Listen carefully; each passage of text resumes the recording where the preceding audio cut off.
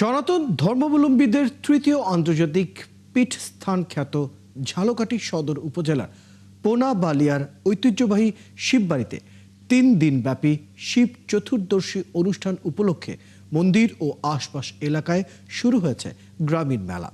রোববার দুপুরের পর থেকে ত্র্যম্বকেশ্বর ভৈরবের আরাধনার মধ্য দিয়ে পূজার্চনা, শিব দর্শন, পুণ্যস্নান সহ বিভিন্ন ধর্মীয় আচার অনুষ্ঠান শুরু হয়। মন্দিরের পুরোহিত মহাদেব চক্রবর্তী জানান, 300 বছরেরও বেশি সময় ধরে প্রতি বছর চৈত্র মাসে শিব চতুর্দশীতে এই মন্দিরে এই অনুষ্ঠান হয়ে আসছে। মন্দিরে আগত পূজারীরা জানান, স্বামীর মঙ্গল কামনায় দেবতা শিবকে তুষ্ট করতে গৃহবধূরা শিব অর্ঘ্য দিতে আসেন এখানে।